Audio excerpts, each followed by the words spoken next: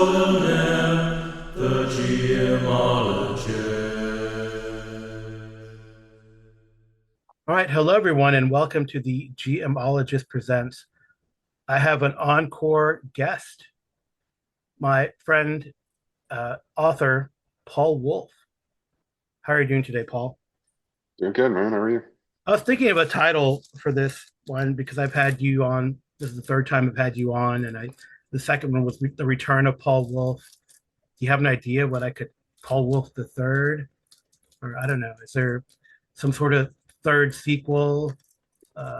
Because I guess if I had been thinking of Star Wars theme, it would have been Paul Wolfe Strikes Back and then the Return of Paul Wolfe, but I preempted that already. Yeah, Anyway, right. I got Paul on because he's in the middle of writing his second Kickstarter for the Witch Lords of Skull Mountain. Here I have part one, which is the Zerovian Highlands, and he kickstarted successfully, and he's working diligently on part two, the Malkova Wilds. And before he gets to talk and spout on about it, he did this. I got the one with old school essentials, but he did DCC and Shadow Dark with this one. But he's also adding OSRIC in the second Kickstarter. So I got him on to talk about OSE versus OSRIC. Maybe we'll get into versus DCC and Shadow Dark, but that's 3.5 to 5e comparisons. Maybe that'll be part four, Paul. I don't know. What do you think? So how are you doing? How's the writing going? Let's talk about that first. Any cool spoilers we can talk about, or inspiration that we can glean from your pen or mind on the Malkova Wild. So I Yeah, the have big thing. Oh, go ahead. no, go ahead, and I'll throw this stuff in. So writing's going good. I'm actually a little bit behind. I'm Hmm. actually quite a bit behind, but I have one adventure left to do. And so I've got all of my notes sort of compiled, and I'm writing it now this week. So, but yeah, this one was kind of inspired. I don't know if I should tell this story. I think I will anyway. This one's inspired by the most recent Ravenloft release from um, Wizards of the Coast. So whatever that The fifth edition Curse of Strahd. Raven, yeah, Okay. because I kind of liked that book. I got it because we were playing fifth edition a little bit, and I was thinking, I want to run this. This looks pretty cool. So I got the book, and it just wasn't scary. Like I remember Ravenloft, the original module, being Hmm. really scary. I mean, we played it back in the day when it came out, and Yeah. I thought it was pretty scary, but I just didn't think this one was scary. And so that was kind of my response. Like a couple of these adventures, I wrote for DCC originally because I thought that module just wasn't scary enough. And so, Hmm. yeah. So this one's a little bit darker. It's a little bit more Eastern European, I think, Mm. sort of inspired. And Well, I think the I don't know what language you inspired you, but like Zerovian Highlands already, uh, that was kind is of that kind of kind of Ukrainian, kind of yeah, yeah, kind Eastern of like European, right, Romanian, Hungary, right, right, uh, Bulgaria, Transylvania, that kind of. yeah, yeah. So So yeah, so this one is definitely more in the Eastern European vein than the mhm, Northern Russian. Um, that's cool. Yeah, I mean, I yeah. think that it's definitely yeah. I've had a chance to run some of the Zerovian Highlands, and they got to the one of the first dungeons, which is very nice, and I think has had a nice creepy vibe. I mean, it's done with OSE, so there's like it's uh, I had a smart group of players, so they like did a little bit in the dungeon and then fell back to town with some Mm, treasure because they're like, nice. oh, because the some of the denizens were for first level characters as a challenge. So Right, right. Those are really neat. And the cover is like it's like a three-headed dog breathing fire or something with fire in the background. So courtesy of who's is that Craig? Is that Yeah, Craig Craig Brasco. Craig Yeah. Brasco? Yeah, he's And doing the cover of this one too. oh, cool. And he also did the really cool cartography inside it. Yeah. So that should get a copy, just FYI. But and if you didn't get, is there? Are you doing a? Was there a second chance already? What's that? Backer kit second chance thing. Yeah, so that one ended the late pledges ended I think December 1st, Oh, okay. but I'm gonna put the pre-order on my site for that one. Yep. I'm just kind of waiting on I haven't given Craig marching orders for the cover yet, so I'm kind of Oh, waiting okay. on that. That's cool. Yep. Yep. So mysticbull.com, by the way, you can find all Yeah. this stuff. And they can get print copies. They can order print copies still Print, of the first one. print, yeah, print and PDF off my site. I have PDFs on drive-through, but I would prefer if they just buy it off my site. Okay. And then the Shadow Dark version is sold out Wow. physical, but I'm just waiting on the proof from drive-through, so there'll be a pod version of it here pretty soon. Oh, that's really cool. Yeah. Really cool. Yeah, it's really fun. It's not I like it, and then you can tell me if the part two is similar. But I liked it because they're like, small dungeons, right? Encounter sites, small dungeons. Basically, it's a hex crawl. There's encounters that can come up randomly within the context of the hex crawl, which I think is a really neat design. I like the town can grow. That first town you get to can grow and be Right. your fallback position. I think that's really a clever idea that Paul has put into the campaign. And you can, I mean, it's like a 12-mile hex block of encounters, and you can put it kind of anywhere, really. Just in a hex on a world or wherever you have in mind. I don't know. You don't have like grand designs for a big world, do you? Or Not really. This is the idea of this one was that there's kind of a path to get to Skull Mountain. Right. That's why it's called Skull Mountain. And so yeah, it's really just 3 different areas basically. But everything can fit like within 50 miles. That are interconnected, right? Or you can drag everything out and throw it wherever you want on your own world. Yeah, so. Right. So put them, stagger them out around, but everything can fit compactly in like a 50-mile hex site, right? Probably. So it's very cool. So that's this one. So how does the Malkovan differ? I mean, at least maybe you said it was darker already, but is it going to be this one starts?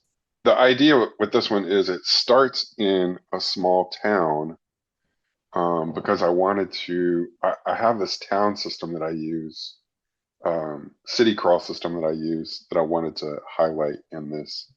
And so it starts in this, not really a city, but it's a pretty sizable settlement.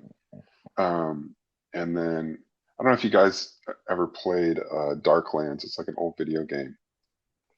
It was a hex crawl set in the Holy Roman Empire, so like the 1300s, Germany, France, that sort of area. Mm-hmm. But the city system, you go into the city and it's just a system of menus, right? And every settlement kind of has similar features, similar services, but they're a little bit different. And so I loved that video game, and I always liked that system because I thought it was an interesting way to develop a city without having. I don't know if you ever played the old Lankmar book back in the AD&D days. If you were writing that book, you're literally writing hundreds of entries of things that the players may never see. And so the idea of this was each district has it's just like a hex crawl. Each district has an encounter table. Well, the whole city has a main encounter table. Each district has its own little short encounter table, plus a few sites that are fixed and sites that are emergent. And so you you know, your character your character starts the day deciding what they're going to do for their half day, which is, are they going to explore a district? Are they going to go do a certain thing like commerce? Are they going to do whatever? And then, certain things can emerge from that. So it was just the idea of taking the hex crawl and putting it into a city Hmm. where you don't have to write, 500 entries, of which the characters are going to maybe encounter three, 10% of those, right? Yeah, and then like half of So, them might be like this building is empty. Building, right? right, yeah, I want to go to this building. Right, I want to go to this building. It's Yeah, like, no, yeah, there's no point in doing that, right? right, There's certain things that you discover as you explore. There are right. hidden things that you can discover as you explore. Hmm. Um, and then also adventure sites, like there might be a dungeon, there might be a, whatever. So, Yeah, so yeah, it was this system that I was using at home that really helped me quickly develop a city or a settlement of a size, and the characters could adventure there. yeah. So that's how it starts, but I That's guess kind of where you start, and then mhm. it's the idea of this one is there are three different sort of demonic forces that are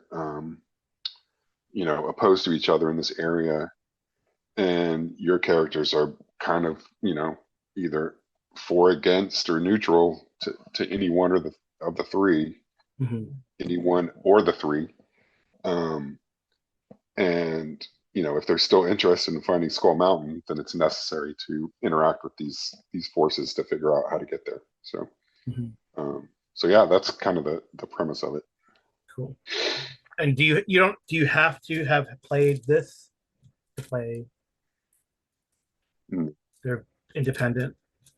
Yeah, they're independent. I mean, there's some crossover, of course, Yeah. but yeah, I mean, this the area was kind of its own society and culture before this sorceress Evia Lynn, who's like Mhm. the big bad person in the overarching story, before she invaded and took over. So Mhm. that was ages ago, and so now it's kind of just what's left. So Right. Cool. so yeah. And then so OSE, we're going to focus on OSE versus Osric. Maybe I'll get Yeah, Paul yeah. on if he has time to, like I said, to do the others. So why OSE first, and then and this one you've added for this Kickstarter you've added Osric. So So it was my personal gaming situation, I think, that finally kicked me over to Osric. So at the table, I was playing mostly OSE, and then some DCC, some Shadow Dark, and then the Osric 3 Kickstarter hit, and I was like, oh man, it's always been what I've always returned to in gaming was AD&D, or at least the AD&D that we used to play, which was you know Advanced Dungeons and Dragons with BX sort of stapled onto it. So yeah. and so for my home, all of my home games, I went to Osric. Hmm. Um, and so since Osric 3 was coming out, I was like, it's not that big of a stretch to do an Osric version. Um, the differences are pretty minuscule as far as development goes. Mhm. Um, and so yeah, so I decided to do that. That's cool. So so what kind of differences do you see then? Since you said they're minuscule, but what are these? I think it's the power level more than anything. Okay. So BX kind of only goes up to a certain power level, I guess. Um, and so this is something I kept having to look up. The big thing with OSE is very quickly the undead become almost no problem, right? Hmm. Um, because clerics can turn. I'm looking at this table all the time. I'm just pulling it up right now. By the time they're sixth level, they can turn everything. They have a chance to turn everything. Hmm. They destroy anything. ghoul or less, Oh right? wow. They automatically turn anything level or hit die 4 or less.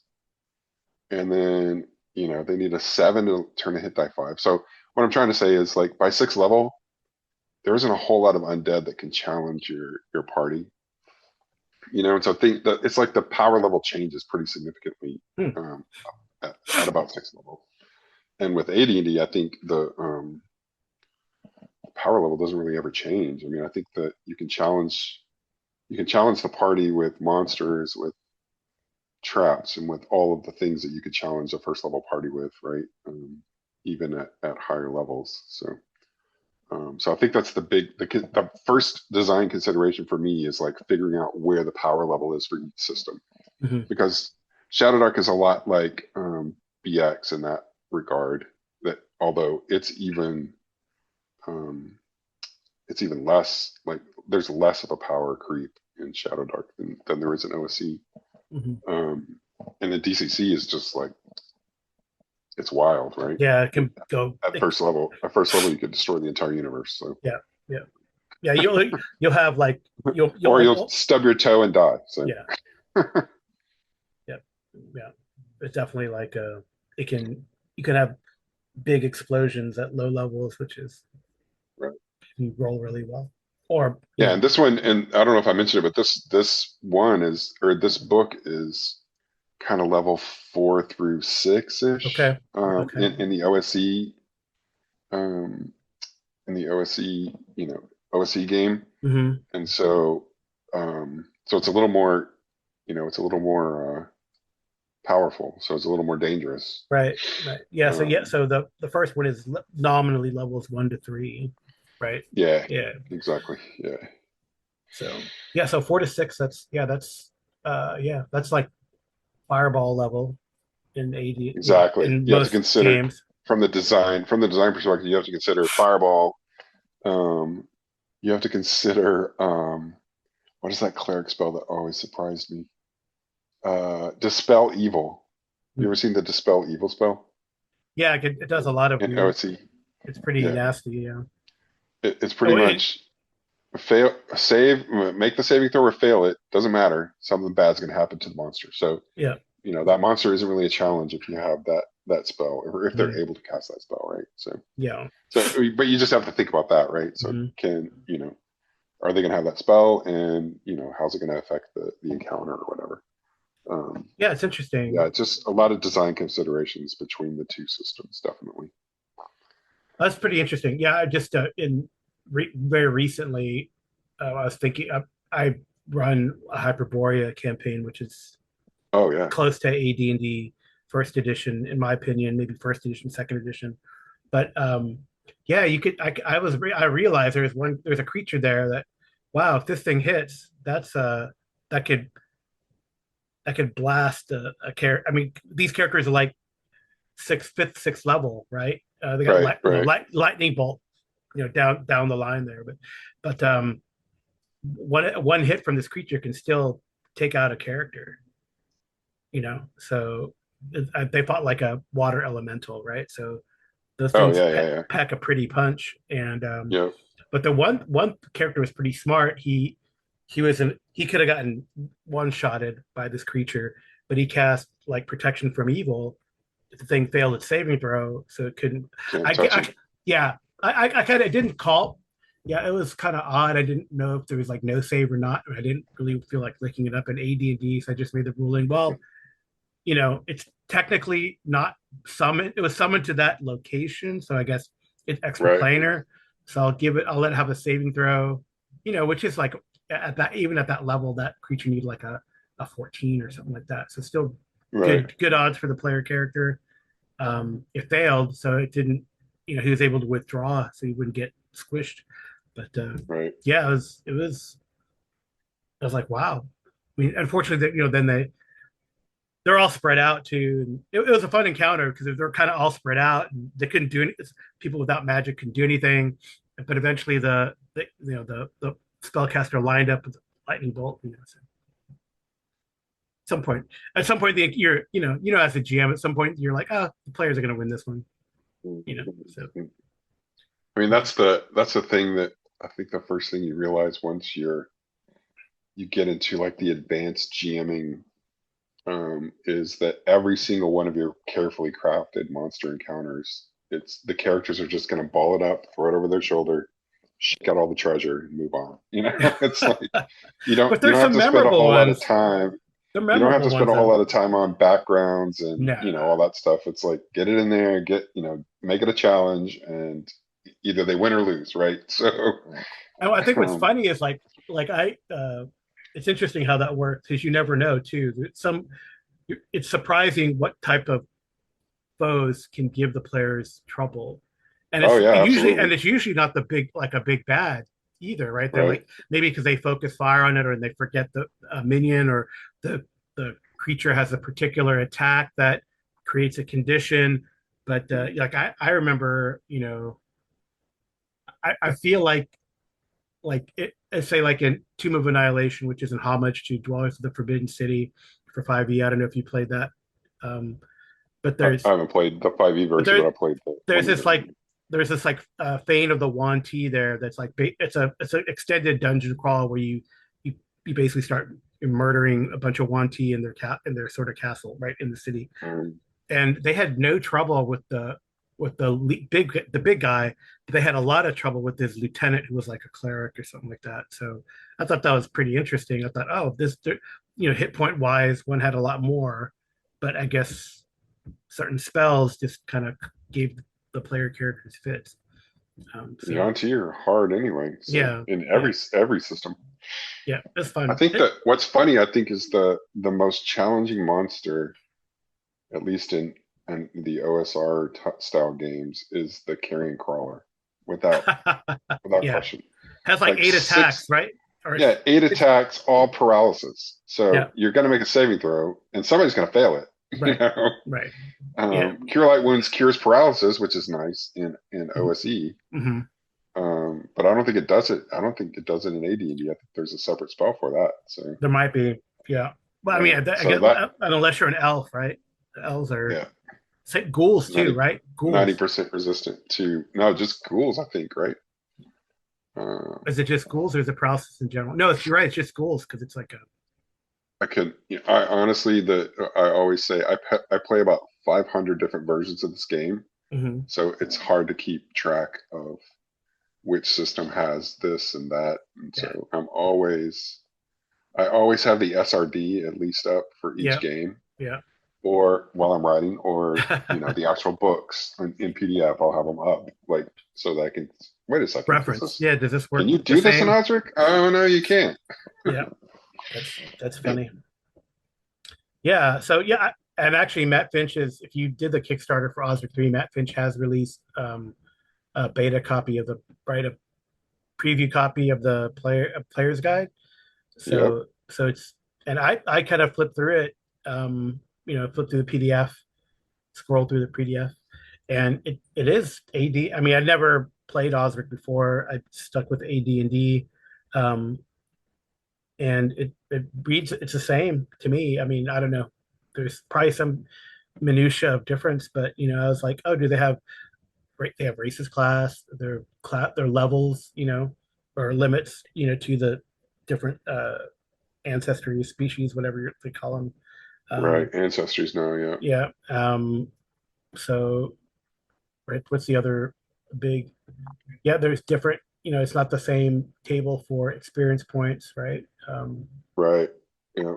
So it's, and then it's, so And the big thing I think with AD&D that that's different from other OSR games. I can't think of another one that does it. Is weapon proficiency. So your character only knows how to use a certain number of weapons, mhm, and then any other weapon they try and use, they're going to have a a penalty. penalty. Yeah. Yeah. Yeah. So it has And weapon, so like I think like magic users get two, right? right? And Hmm. don't really get more for a while. Yeah, and then So it's very they have to different. It's very choose. different from They have to choose early on whether they're going to use a dagger or a staff because they don't right, get the next one until fifth level. right, So exactly. yeah. Yeah, and then also Osric includes the Unearthed Arcana stuff, so it's got weapon Yeah, specialization and all yeah, but that. it's yeah. I noticed that they It's did get rid. optional. Yeah. Yeah, they did get rid of the point blank double damage for missile users, or It's for very bow use different. Yeah, for the bow users. specialization is very different from yeah, from Unearthed Arcana. It Yeah, I think was a it's mess. closer to Hyperborea. Is it? Nice. Yeah, so it's like plus. I think it's +1 and then +2. Right. So Right. they have specialization and great specialization that only fighters can get. I think only fighters can get. Right. In Hyperborea, it's +1, +2, something like that, which is pretty cool. Which is good. I mean, those that's the thing is like in those earlier games, that one plus makes a big difference. You know. Yeah, and especially if you're using, if you're doing the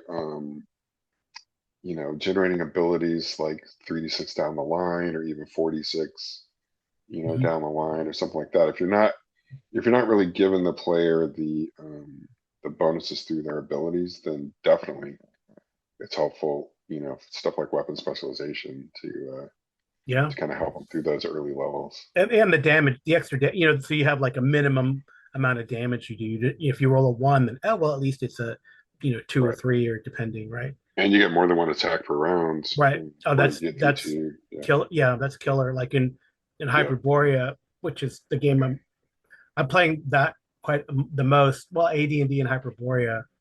Yeah, but even like bows, right in AD&D are just so deadly, Yeah, right? Because 2 per round, right? So exactly. that's 2d6 if you're specialized.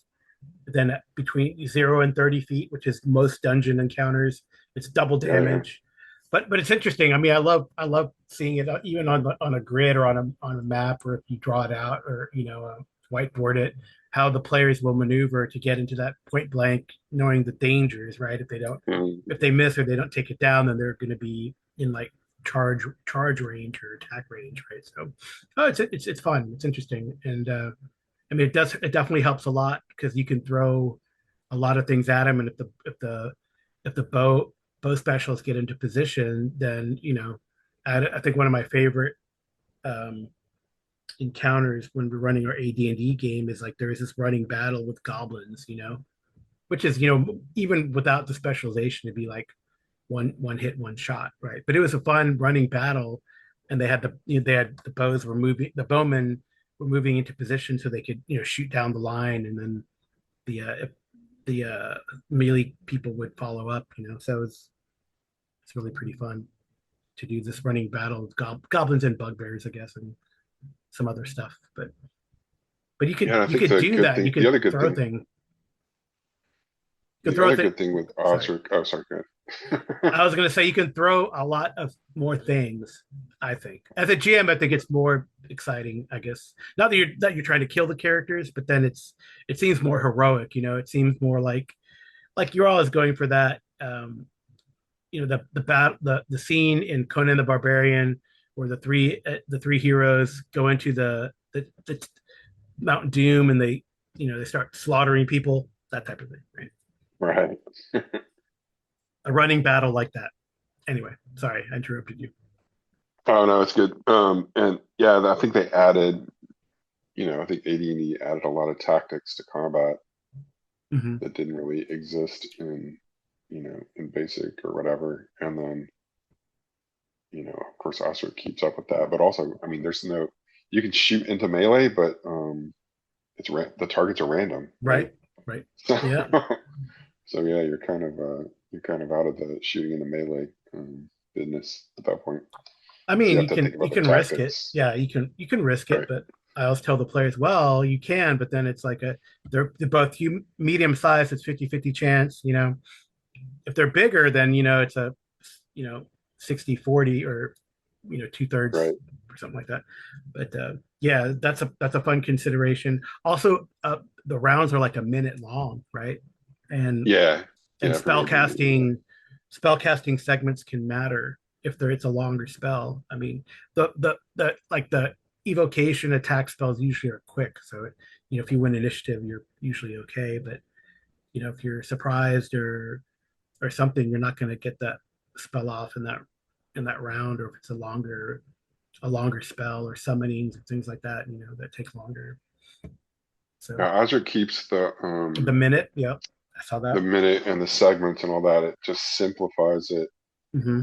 down a bit. I mean, the AD&D was kind of a mess, um, but yeah, the Osric 3. So they went. So Osric before this, you rolled initiative, and the number you rolled was the segment that the enemy started on. So Hmm. if you rolled a 1, um, that means that the enemy starts on segment 6, right? Is that right? I can't remember. Anyway, now what you roll is when you start the round. So you want to roll low. Yeah. So it's not Oh, it's you not want to roll roll high. low? Oh, it's not Yeah, roll it's high. not roll high for initiative in Osric 3. So that's going to be a big pain, like everyone Mm, remembering that. So right. Yeah, that's that's the more only real akin big to. change that they made where I was like, why Yeah. make this more complicated? You know? Yeah, I guess it's more akin to second edition, right? When it's count up instead Yeah, of count instead of right. higher is Exactly. better. Yeah, I don't know. Yeah. Did But and there's yeah. also in AD&D there's really no, I mean, you have to declare, but there's really no strict procedural, right? Like in OSE BX. I know that's a. No procedure, yeah, but you have to declare it. Yeah. Your stuff goes off according to your segment. So they Mhm. got rid of weapon speed except for like unless there's a tie, Right. like in Osric. But yeah, you have to declare what you're going to do, and then the segment, the amount of time it takes for you to do it is what determines when you do it. Right. But yeah, declaring for spells is Oh, important so just so it is like, because. yeah, it is like AD&D then, because, or like second edition, Yeah, yeah, because you roll low and then you add the segments that it's going to take you, right? So that's. yeah. It's just it doesn't Mhm. have all the weapon speed stuff, so it's not. If you're going to do melee, you have to move to them and attack. Mhm. That's the difference. So OSE, you win the initiative, Mhm. and then you have a procedure, right? You Right. have the 5 M's or whatever. Yeah. Um, and some movement. So you move into combat, and then eventually you get to melee. Yeah. Well, in AD&D and Osric, you when you roll initiative and you're separated from your enemy, you're either closing to melee, which means neither you nor your enemy can attack melee that round because you're basically approaching, cautiously each other, Mm. or you can charge, which means all caution to the wind. You get a little bit of a bonus, but you also get a penalty Mhm. to your AC. Um, and so that's a pretty interesting, different, like tactical difference that I've seen at the table now. That of course, I never did it with AD&D because we were playing basically BX with AD&D trappings. But Yeah. Yeah, it's yeah, interesting. melee is very different now. So It's interesting because that's so like uh Hyperborea. I keep bringing up Hyperborea because that's, I guess, yeah, they kind of closest have thing, right? they yeah they split there's like two phases.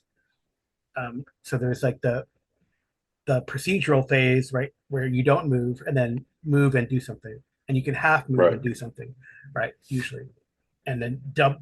So it's kind of interesting. So like it'd go like melee missile magic, right, the first half, and the second half is you know all those, or move, strict move, right, if you're just double moving, and then right. half move, and then one of those things.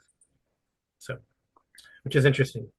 So, so it seems like Osric's might taking something like has that kind of phases, but that is interesting that if you guys are, so then the only thing that you can do during that closing phase is shoot. I guess that Yeah, shoot, cast spells, and yeah. then your melee guys are closing. But that also prevents the enemy from attacking as well. If Hmm. you if you're first, obviously. Yeah. So Um, what if they so like they ambush? What if they like surprise you or ambush you? Yeah, so surprise they would have the advantage. It's basically if you win the initiative and you decide, hey, we're gonna close the melee, Hmm.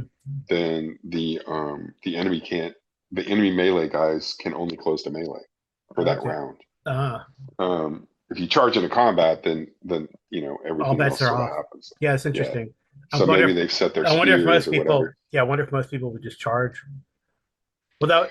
So I at guess my it's table, it's been kind of 50-50. So if it looks like they're going to have an advantage, or maybe even overwhelm the enemy if they charge, you know what I mean? So they're yeah, not going to have to pay that penalty of a lower AC, then they just do it, right? right.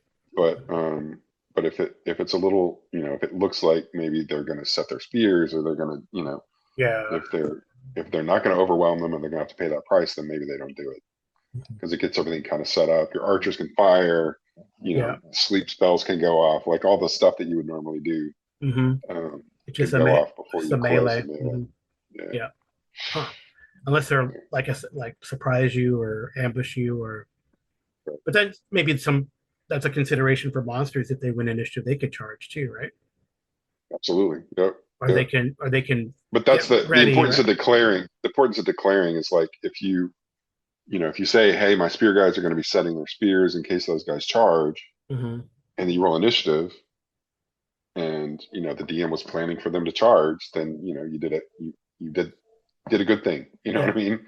yeah. But if That's they what's weren't planning to interesting. charge, then it's kind of a waste, right? So Yeah, that's interesting. That how the procedure at the table, right? I think yeah, sometimes I'm loosey goosey, but I think it's important to okay, we got to declare what are you going to do right beforehand, and especially spells, but yeah, yeah, but especially, I mean, and I mean, and then as a GM, it's like the onus is like, oh, you can't really, I mean, you declare too, right? Like if especially if you have right, spellcasters, so then they right. can, and you can't like change it.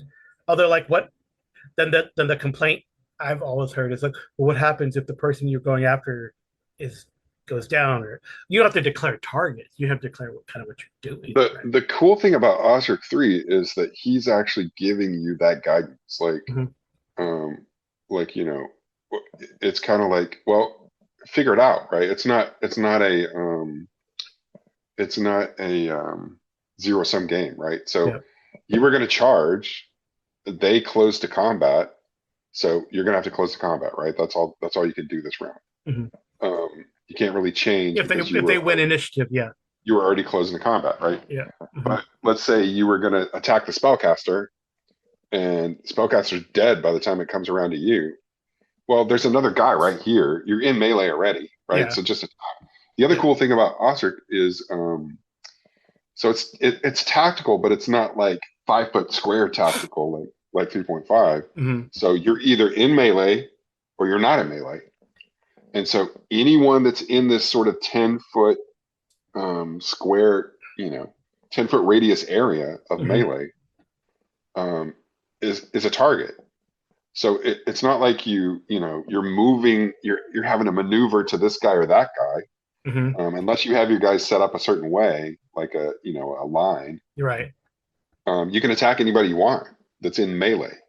If Mm-hmm. you're out of melee, then you're not in danger of being attacked by a melee person in that Yeah. round, right? Mm. So it's pretty interesting that it's tactical, but also enough loosey goosey enough that it's a melee. It's not like one guy's going and then one guy's going. It's Yeah. not like that's not how it really happens, right? Right. So it's a chaos, It's yeah, it's more chaotic and stuff, and there's right? this whirling. Well, plus again, I think that's what I always tell my players in AD&D is like a minute is a long time. Yeah, yeah. And the justification I can even remember from back in the Dungeon Master's Guide is like there's a lot of different attacks and feints and things that happen in that minute. It's And just that you get maneuvering one and effective yeah, you get one effective attack, right? um, Or if you're a higher level fighter, you get more than one effective attack in right, in that round. right, But there's other attacks that happen that aren't really covered, right? right. And then like as a bow person, you're like lining them up during that time, and you get two of them. So Yeah, right, so yeah, it makes sense. It's kind of cool. yeah. So it's an interesting system, definitely, and I really enjoyed AD&D. So, and then Yeah. even when we played Labyrinth Lord, we always played Labyrinth Lord Advanced. Oh, So really? Okay. yeah, Yeah, it's interesting. So what are you running now then, Paul? so I have a sort of traditional OSRIC. AD&D campaign. Um, Homebrew or yeah, it's homebrew, and then I'm also running OSRIC as an underworld hmm, campaign. So I have you know some underworld ancestries, and they start at more or less fifth level. I think it's 16,000 experience points. oh wow, that's And cool. that's like an Sorry. underworld hex crawl. So Oh, that's weird. Yeah, I don't like that. Okay, it's better. I like turn the light on. I'm like, oh, it's bright, but this is probably better. I'm like yeah, so hash. like an underworld hex crawl. Mhm. Just That's cool. whenever somebody wants to play it. And that again, that's your own world, your own homebrew thing, or are you I'm play just testing generating your it. stuff, or is it totally I, separate? I feel like I'm always playtesting something. So Oh, okay. um, Sort of I like mean, future. all of the stuff that's in the Malkova Wilds is something that I ran at Mm, home, at some okay. point. Wow. So, uh, but yeah, so those are the two big ones. Okay. And I just got that freaking that there's that humble bundle looking thing. What is it? Fanatical, I think it's the name of it. And they had the Traveler bundle, which is all the Traveler books. Oh, the new Traveler stuff, the Mongoose 2 Traveler stuff. No, it's like the full class, Oh, I every have to check. classic Traveler book. Yeah, I'll send you the link. Yeah, I have to check that Um, out. I mean, I've done a few Kickstarter or not Kickstarters, either humble bundles or bundle of holdings for Classic Traveler. I've been running, been trying to finish Legend of the Sky Raiders, but and we're on the we are.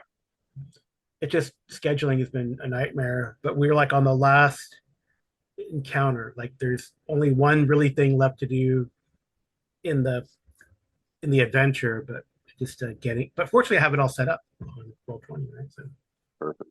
that's cool. So you're Yeah, so, I so have a you're two Osric, so that you're running, and then you're yeah. gonna run a Traveler game now. I have one that I started a while back. Hmm.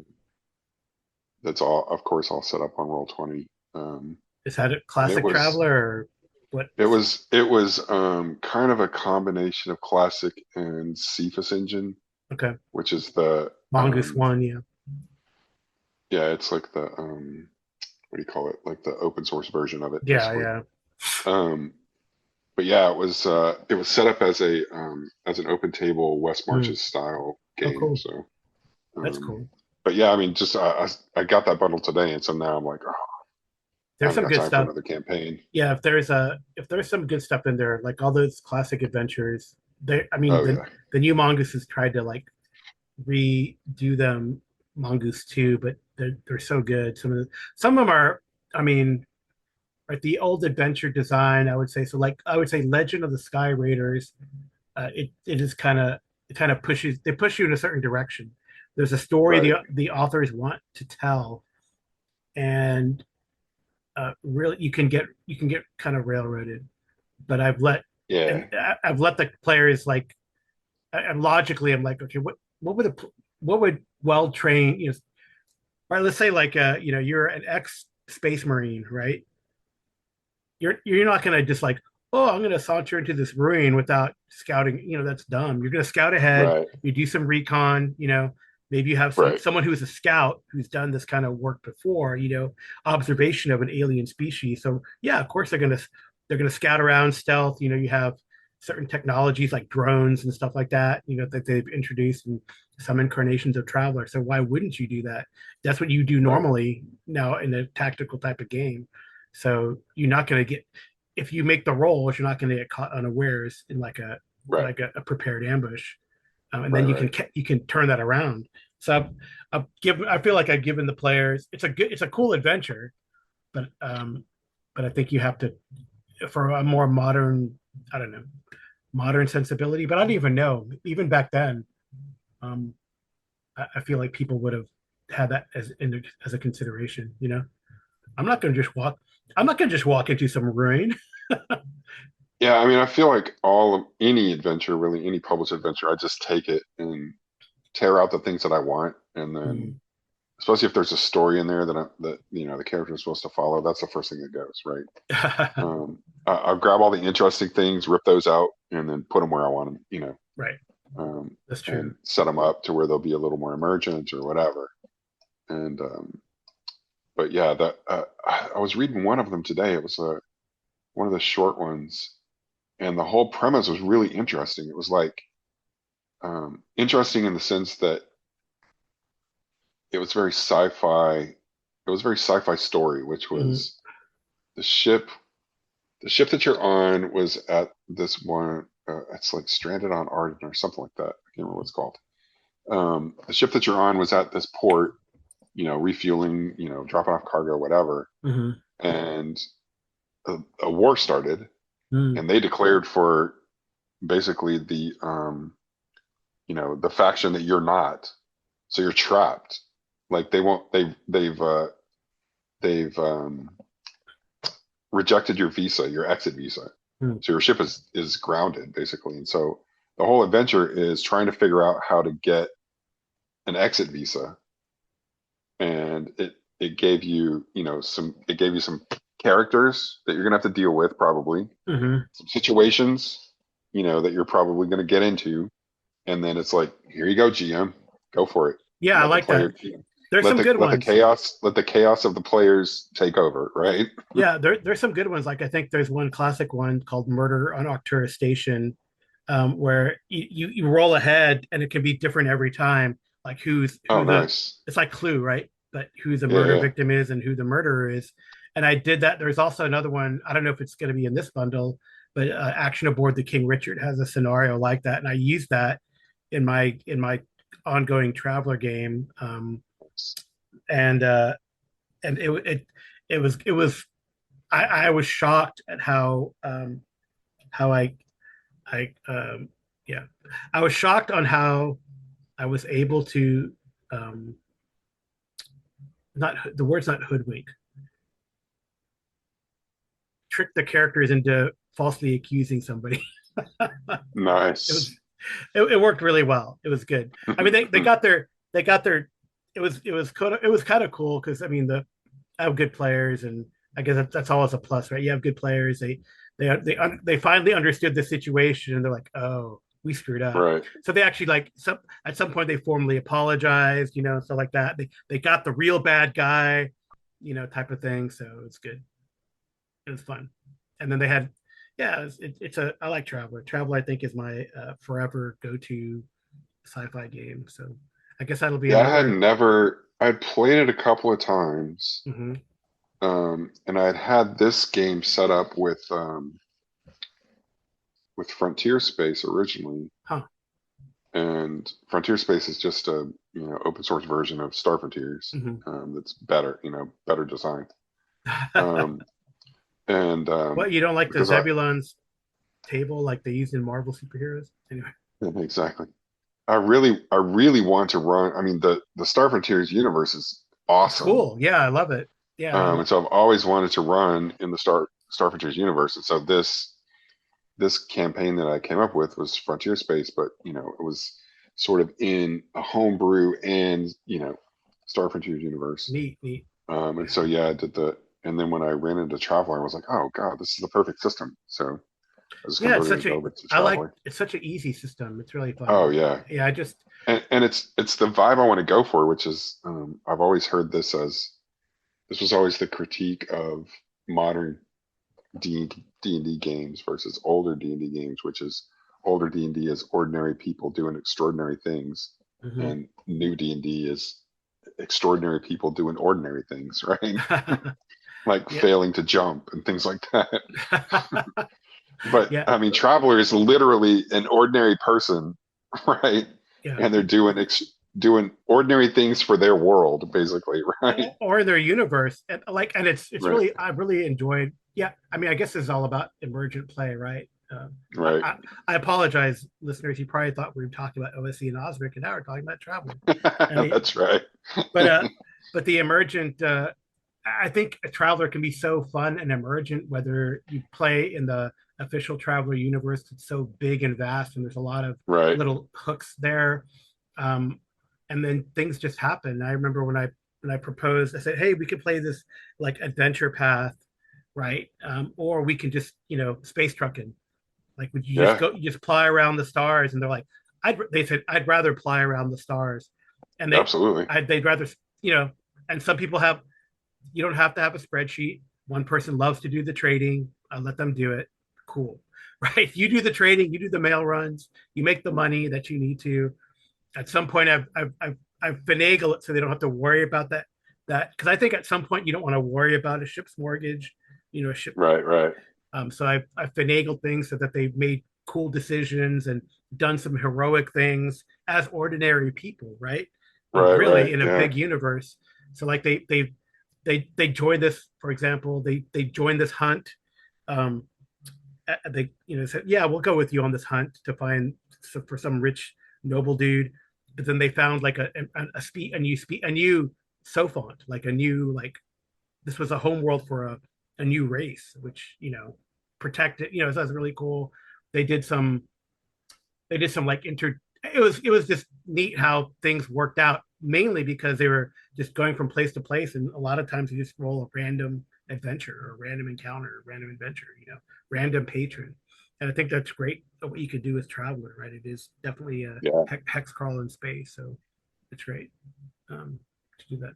These classic games, and I think Definitely. Mongoose 2 does a good it handles the 2D6 system really well. I think that they, Cepheus engine, right? That's Oh, open good. source, and Yeah. yeah, and you can import those old classic adventures. Um, you got to change some of the skills because the skills change from version to version, or Right, right. there's broader skills in some versions than others. But you can really just keep in that 2D6 system. You can use Classic Traveler all the way through. So I think that's great. But I guess a good GM can convert 5e to AD&D, right? Or vice versa. Doing it now, actually. I found a Yeah. adventure um related to that Vecna module that they released. Um, Oh yeah, yeah. I know what you're talking about. and I was reading it and I was like, oh, that's actually pretty cool. And so I immediately Yeah, yeah, converted it to OSRIC. So yeah. That's cool. Well, so you got Traveler, your two Osric games. Is that it, or? no Traveler right now, but yeah, I Oh, okay. want to. You're Yeah, thinking. I really want to now. Yeah, I run But two of the. I don't have time. I don't have time for that. So, Yeah, yeah. but I you know. mentioned Ardent Bool. We play that on Sundays, so I don't know if you know Okay. Cody, but Yeah. Cody runs Ardent Bool on Oh, Sundays. that's cool. And what But is right he? now, I think we're playing something that Hobbs wrote, the Bite the Bullet game, Oh, neat. on Okay, Sundays. But that's good. yeah, That's fun. Yeah, yeah, I've been but wanting to do another Western type thing. I don't know why. I just I because I Bite saw the that. Bullet's good. You can Yeah, you it's can good. get it if you want. It's a really good game. Yeah, I know. I got it. I got it. I'd like Oh, to. good. Yep. Yeah, I ran. I might run like. Maybe I'll reimagine like at North Texas. I ran sort of a Dark Tower esque type of game, kind of like before the fall of Gilead, in Hmm. the books. And Right. I used Pendragon because I love those. I love in Pendragon the contrast of like the different traits, right? Hmm. Like chaste and lustful, and you know Right. Right. Yeah. humble and proud, that kind of stuff. I like that how that worked, and it worked really well. And but I bite the bullet would really, I think, wonderfully defined with less moving parts than Pendragon is. That type of feel, I think. So I definitely maybe I'll reimagine that little adventure that I ran at the convention with that instead. But Yeah. I've played Bite the Bullet 2 sessions. I think I really like it. I yeah, enjoyed it. yeah, it's cool. Yeah, yeah. I want to do, and I've ran some Savage Worlds Western type stuff before too. So, but even Call of Cthulhu, because you can. It doesn't have to be weird. Yeah. Yeah, one of my favorite. Yeah. I like BRPG is a good system. You can yeah use it for BRP, pretty much everything. Yeah. right? Yeah, so I know. Well, even I ran. I don't know if Hobbs remembers because he played, but way back when in Hero Central days, in the early '90s, early mid '90s. That's a long time ago. Um, he was in has a game called High Plains Hero, and it was using Hero System. Mm. So So that worked really well, and it was cool because it was like there was weirdness, but it wasn't so overt. It was definitely a very fun game. The weird stuff Nice. didn't really happen, and I thought what was neat, and I don't think you need to have weird West, right? You could just have West, and it's Yeah, fun. yeah. The weird can be interpreted like however people wanted to, right? Right. So whereas like a Native American character saw spirits, a more an Anglo or character who's like from an Anglo background who like saw it more as like a good versus evil, angels versus demons, so it's kind of interesting. So, wow. So yeah, Paul, we're gonna have to get a game together, I guess. Definitely. All right, anything else you want Yeah, to? I run that OSRIC game on Wednesdays, so if you're interested, Yeah, yeah, but jump in. I run a lot of Yeah, no. Mhm. so but one of these days. Anyway, Paul, thanks so much. Is there anything else you would like to mention or talk about? We really dove in, I think, to your latest project. Uh, I'm sure you'll catch up. I know the holidays are here, but I'm sure you'll catch up, and we'll get Okay, that so I have that good stuff. I have like a free little mini adventure in OSRIC I just put out on my site. Oh, nice. So if you go look for that, Yeah, Mystical Under Games. Caves of the Crawling Claw. Under what? Um, What is Under Caves of the Under Caves of the Crawling Claw. Oh, is that So there based was on a your underworld no, this campaign? was for my main OSRIC game. There was an area in the dungeon that I'm stealing from Ah, that wasn't defined, and so I went and grabbed a map, one of Dyson's maps, and statted it out. And then I was like, you know what? I'll just put it in a document and release it. So oh, I that's threw it up cool. on the website. So All right. Well, so you if you got. want an OSR adventure, Mhm. it's basically OSRIC, but it could any OSR can use it. Yeah, yeah. It's easy. It's very compatible. Whatever Definitely, OSR or classic D&D you want to use, exactly. I'm sure they're all compatible with the little tweaking as Paul has described. All right, Paul. Well, thank you so much for coming on, and we just thank you for helping me to tease out OSE versus OSRIC, Yeah. kinda, and for Thanks for talking having me about and your. for the discussion about Traveler. Yeah, I guess we'll have to talk Traveler next time in greater detail.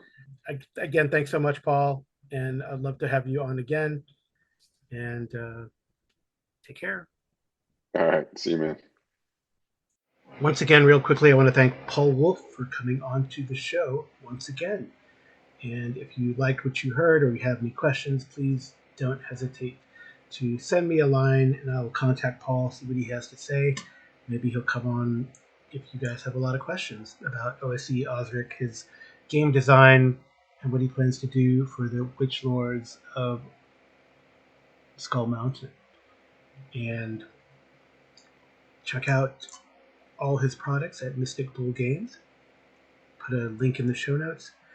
You can reach me at gmologist@gmail.com. I have a SpeakPipe account. You can leave a message or you can drop me an audio message via Discord as a DM or what have you.